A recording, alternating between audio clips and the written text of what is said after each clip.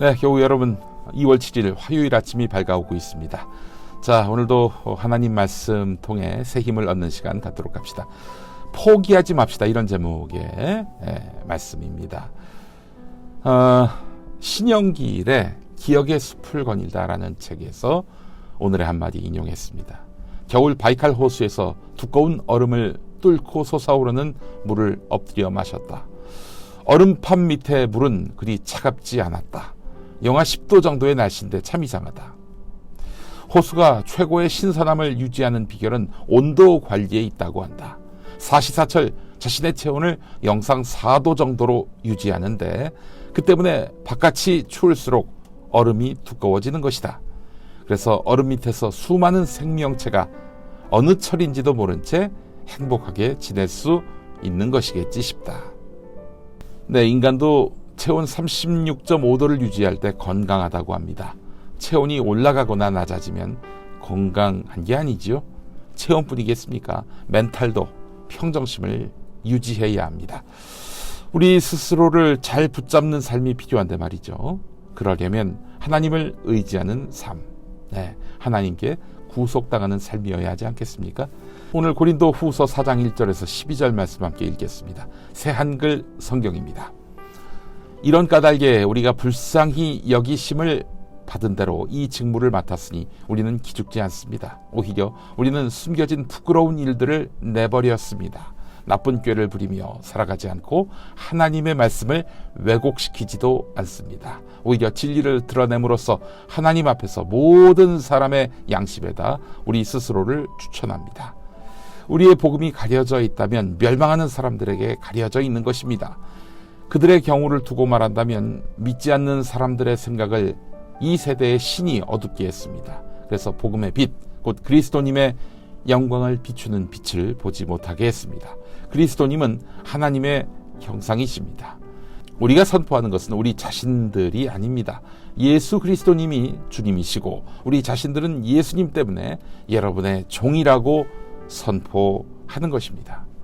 어둠 속에 빛이 비춰라 하고 말씀하신 하나님, 그분이 우리 마음속에도 빛을 비추셔서 예수 그리스도님의 얼굴에서 하나님의 영광을 알아차리는 지식의 빛을 주셨기 때문입니다. 우리는 이 보물을 흙그릇에 담아 간직하고 있습니다. 이렇게 하여 더할 나위 없는 능력은 하나님께 속한 것이지 우리한테서 나는 것이 아니라는 사실이 드러납니다. 모든 면에서 우리가 억압을 당하지만 옴짝달싹 못하게 되지는 않으며 어쩔 줄 모를 때가 있지만 절망하지는 않습니다. 우리가 박해를 받지만 완전히 버림받지는 않으며 내동댕이 쳐지기도 하지만 망하지는 않습니다. 언제나 우리는 예수님의 죽으심을 몸에 지고 여기저기로 다닙니다. 그것은 예수님의 생명도 우리 몸에 나타나도록 하기 위해서입니다. 우리 살아있는 사람들은 예수님 때문에 늘 죽음에 넘겨집니다. 그것은 예수님의 생명 또한 우리의 죽음 몸뚱이에 나타나도록 하기 위해서입니다. 그리하여 죽음은 우리 가운데서 활발하게 일하고 생명은 여러분 가운데서 활발하게 일하고 있습니다. 네, 고린도서는 사랑장이 있는 성경인 만큼 우리에게 이미지가 좋은데요. 고린도 교회 사정은 그러하지 못했습니다. 일단 고린도가 항구 아니겠습니까? 항구에는 오랜 항해로 피로가 극에 달한 선원들이 머무는데 이 선원들을 겨냥한 성매매업소, 또 성매매업소와 결탁한 신전이 많습니다. 우상신전이요. 그래서 영육간에 혼탁한 동네입니다. 교회도 당연히 그 영향을 받았습니다. 자, 게다가 고린도 교회 교인들 중에는 신앙의 출발점이 유대교였던 사람들이 많았습니다. 주어들은 지식으로 유대인만의 율법, 유대인만의 전통을 이 교회에서 지켜야 한다고 주장하는 사람들이 많았습니다. 이 사람들 겉으로 보기에는 하나님을 잘 섬기는 똑똑한 사람들 같습니다. 자기는 하나님을 잘 섬긴다면서도 믿음이 약한 사람, 또 이방인을 멸시했습니다. 그러면서 또 분파를 지어요. 하여튼 사람이 한 서너 명만 모이면 분파가 생깁니다. 근데 한두 개가 아니에요. 설립자인 바울을 추종한다는 바울파, 후임자인 아볼로를 따르는 아볼로파, 그리고 예수님의 수제자인 베드로, 즉 게바를 따르는 게바파, 그리고 심지어 예수님까지 끌어들여서 그리스도파까지 있었어요. 황당할 노릇입니다. 이상하지요? 이상한 게 맞습니다. 아니, 하나님 잘 믿으면 하나님 앞에서 내 모든 자랑거리를 내려놓아야 하는 거 아닙니까? 얼마나 오래 믿었는지, 얼마나 많은 액수로 헌금했는지, 얼마나 높은 직분인지, 이런 걸로 나 이런 사람이야, 이러지 않습니다. 그래서 고린도서를 받는, 바울로부터 고린도서라는 편지를 받는 고린도 교회는 병든 교인들이 많았습니다. 바울은 자기를 도시락 싸들고 다니면서 트집 잡고 음해하는 유대인 출신 등에게 너희가 믿는 그리스도는 율법 타령하면서 남을 멸시하는 그런 분이 아니야 라고 소리치고 있습니다. 1절 보겠습니다. 이런 까닭에 우리가 불쌍히 여기심을 받은 대로 이 직무를 맡았으니 우리는 기죽지 않습니다. 여기서 직무라는 말이 나오는데요, 직분을 뜻합니다. 직분, 디아코니아. 디아코니아는 이 봉사한다 이런 뜻이죠. 주님의 교회 안에서의 그 직무, 직분은 권력이 아니라는 거예요. 세상의 자랑거리가 아니라는 이야기입니다. 그럴 수밖에 없지요. 5절 보겠습니다. 우리가 선포하는 것은 우리 자신들이 아닙니다. 예수 그리스도님이 주님이시고 우리 자신들은 예수님 때문에 여러분의 종이라고 선포하는 것입니다. 예수님 때문에 하는 일이 바로 직분입니다. 디아코니아입니다. 그렇다면 이 일은 하나님의 지지를 받지 않고서는 불가능하죠. 그렇지 않고 그냥 사람의 열정만으로 하게 된다면 중도에 그만둘 수밖에 없어요. 실증이 나든 힘이 들어서든 딴 재미난 일이 생겨서든 그만둡니다. 중도에. 그래요. 직분은 그래서 하나님의 능력만으로 가능합니다. 그래서 7절에서 말합니다.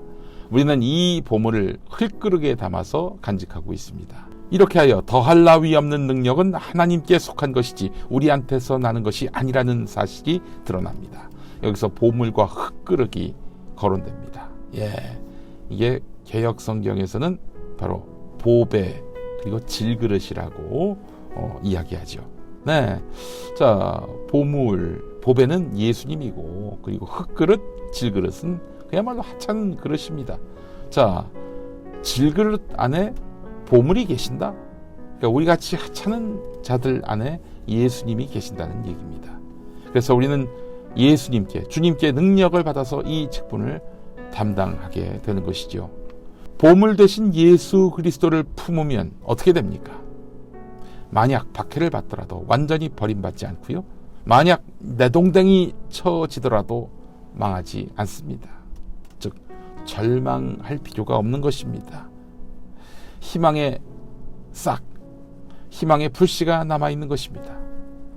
평화나무 이사장을 제가 하면서 이거 우리 몇 사람만 고생하는 일인가 하는 그런 마음을 가질 때가 종종 있었습니다.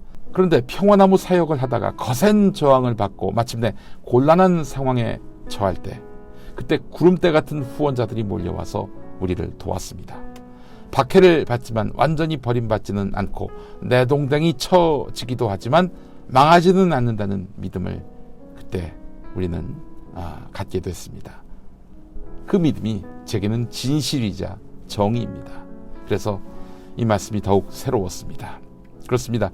우리가 하나님 앞에서 바로 서고 내가 그분을 위한 직분을 감당할 때 하나님은 나에게 없는 능력과 없는 담력을 주십니다. 얼마 전에 오직 여호와를 앙망하는 자는 새 힘을 얻는다라는 이사야서 40장 31절 말씀을 간증했습니다만은 이 말씀을 붙드니 빌립보서 4장 13절도 사무치게 뼛속 깊이 새겨집니다. 나에게 능력 주시는 분 안에서 나는 어떤 상황에도 대처할 수 있습니다.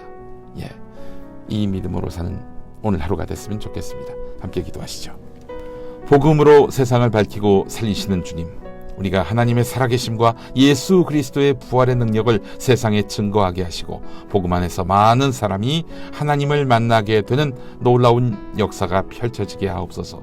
예수 그리스도의 이름으로 기도합니다. 아멘. 오늘 마커스 워십의 이 믿음 더욱 굳세라, 여러분 많이 하시는 찬양이죠. 이 찬양 함께 하시면서 힘을 내고 또 용기를 얻는 시간 되시고, 또한 그 힘과 용기로 사시는 오늘 하루 되시기 바랍니다. 내일 뵙겠습니다.